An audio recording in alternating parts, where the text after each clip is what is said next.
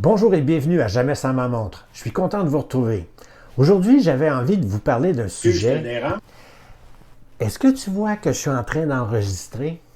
Non, je voulais juste te dire que j'ai réservé mes vacances en Californie. Ben, c'est formidable. Content pour toi. Non, puis j'ai une autre surprise. Non, vas-y, je t'en prie.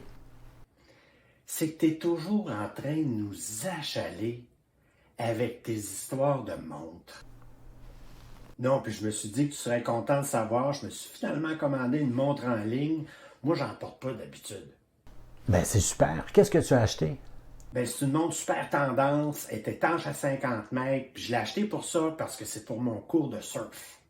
C'est du surf des neiges, du snowboard ou du vrai surf dans les vagues du Pacifique que tu t'en vas faire? Je m'en vais à Carmel by the Sea, dans les vagues de l'océan Pacifique, pendant que toi, t'auras les deux pieds dans slotch bien gelé à Montréal. 50 mètres, c'est juste assez pour la piscine de l'hôtel. Ça, c'est évidemment, si tu ne plonges pas et tu ne fais pas des longueurs de brasse papillon. Eh bien, voyons donc, pourquoi qu'ils écrivent 50 mètres d'abord? Mon père, il se baigne au lac avec une vieille Timex Indiglo. Il n'y a jamais eu de problème. Ben, ton père est très chanceux. Assis-toi. J'en ai pour quelques minutes. Faut que je t'explique.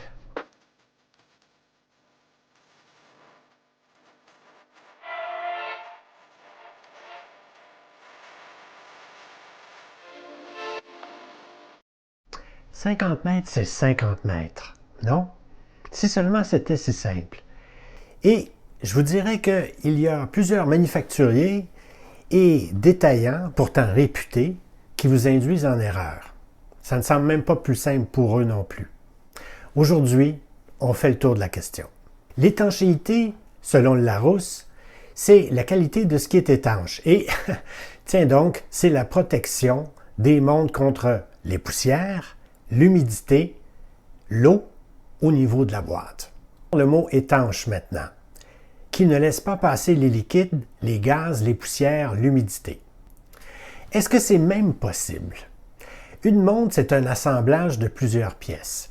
Si la pression de l'eau augmentait de façon constante ou subite, est-ce que le boîtier pourrait laisser passer des liquides, des gaz, des poussières ou l'humidité? Oui, certainement. La montre n'est aussi étanche que sa construction le permet. C'est relatif. C'est sûr, évidemment, que le mot étanche, c'est beaucoup plus vendeur que résistant à l'eau. Tu me suis? Pas en tout. Théoriquement, une montre étanche à 30 mètres peut descendre à 30 mètres de profondeur.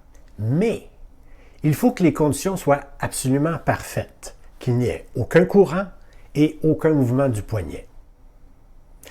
Le manufacturier peut tester le boîtier de la montre en usine en plaçant la montre dans un récipient plein d'eau, augmenter la pression jusqu'à temps que des bulles d'eau apparaissent sous le verre ou que de l'humidité soit observée au démontage du boîtier. Le boîtier passe le test ou échoue au test de 30 mètres.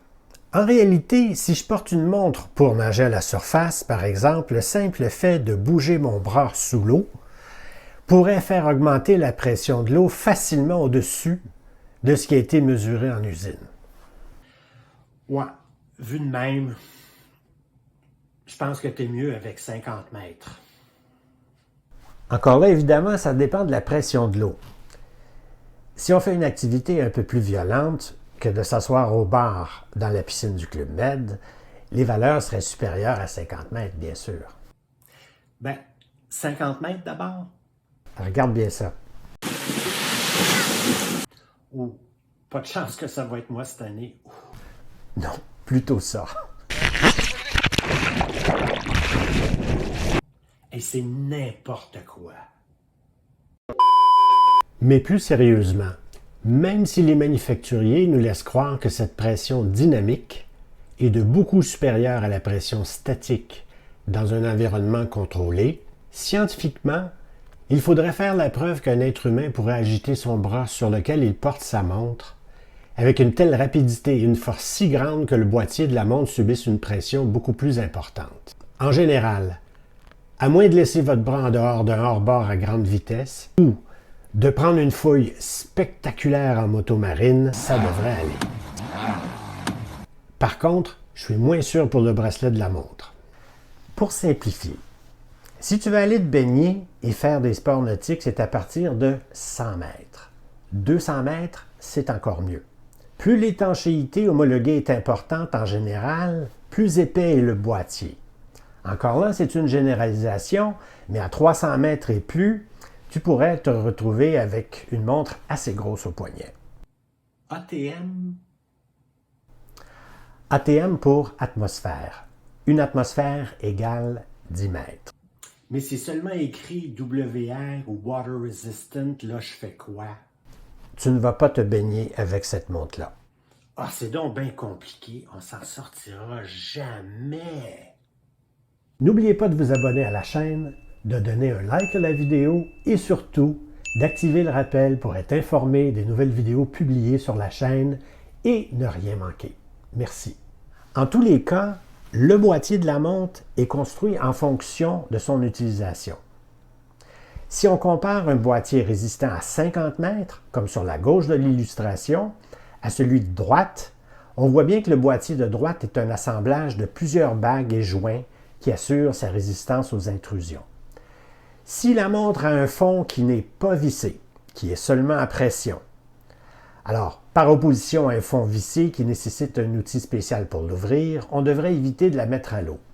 Si en plus la couronne ne se visse pas, par opposition à une couronne vissée qui peut comprendre un ou plusieurs joints d'étanchéité, comme sur des montres de plongée, on devrait être très prudent. Aussi, beaucoup de chronographes ne sont pas faits pour les sports nautiques. Tu appuies sur un poussoir sous l'eau par accident et l'eau peut entrer dans le boîtier, à moins évidemment que les poussoirs soient vissés comme la couronne. Hey, peut-être que l'an prochain, je vais suivre des cours de plongée sous-marine à Cozumel. T'as entendu parler de la norme ISO 6425? Pourquoi je veux savoir ça? Je sens que ça va être bien plate.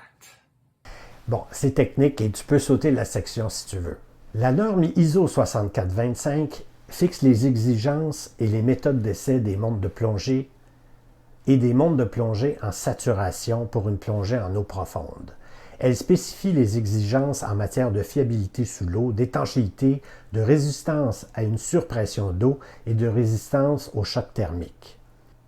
La montre doit résister à une profondeur minimale de 100 mètres, soit une pression isostatique de 10 bars. Pour le test, la pression est augmentée de 25 %. La montre est placée sur une plaque chauffante à une température de 40 degrés pendant 10 à 20 minutes. Ensuite, une goutte d'eau à une température de 18 à 25 degrés est déposée sur le verre de la montre. Après une minute, le verre est essuyé avec un chiffon. Aucune condensation ne doit être présente sur la surface intérieure du verre de la montre. La montre à l'essai doit être immergée dans l'eau contenue à l'intérieur d'un récipient approprié. Ensuite, une surpression de 125 % de la pression nominale doit être appliquée. Aucun signe d'intrusion ou de condensation d'eau, sinon elle ne passe pas. La montre est immergée dans 30 cm d'eau aux températures suivantes pendant 10 minutes chacune, 40, 5 et 40 à nouveau. Le temps de transition d'une immersion à l'autre ne doit pas dépasser une minute. Aucun signe d'intrusion ou de condensation d'eau n'est autorisé. La montre doit résister à la corrosion par l'eau de mer. Pour tester cette résistance, elle est immergée pendant une durée de 24 heures dans une solution de sel à 30 g au litre. Après ce test, on vérifie tout. Après tout ça, si le manufacturier de votre montre de plongée vous a indiqué que votre montre a été fabriquée selon la norme ISO 6425, que celui-ci a testé la montre et vous a fourni une attestation écrite de l'essai en usine, et qu'il a inscrit Divers et l'apostrophe et le S ici sont importants, vous pouvez être assuré que vous pouvez porter votre montre en plongée sous-marine. C'est beaucoup plus que je voulais en savoir sur ce sujet-là. Est-ce que c'est tout? Il me reste à parler des meilleures pratiques. Et tu peux sauter cette section-là si tu veux. Pour préserver l'étanchéité de votre montre de plongée, il est important de suivre quelques bonnes pratiques.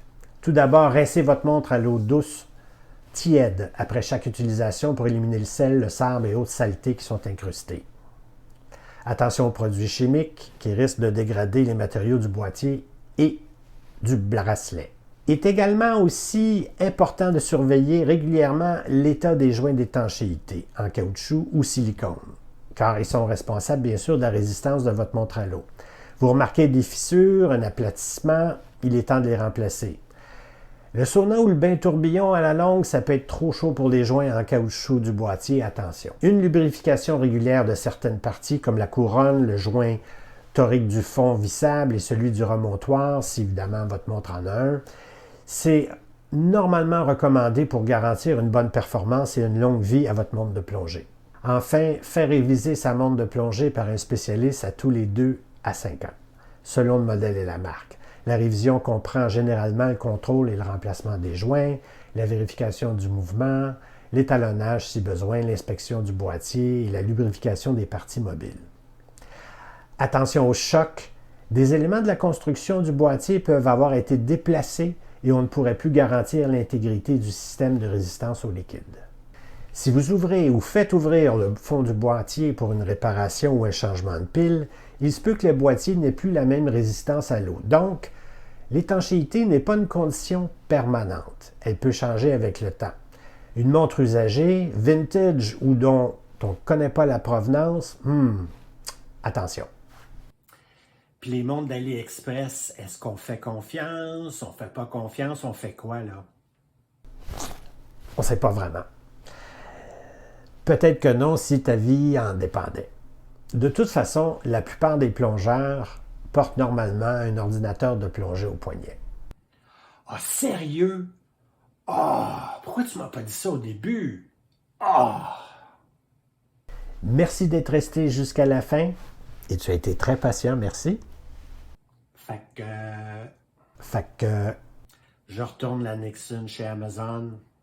Ouais.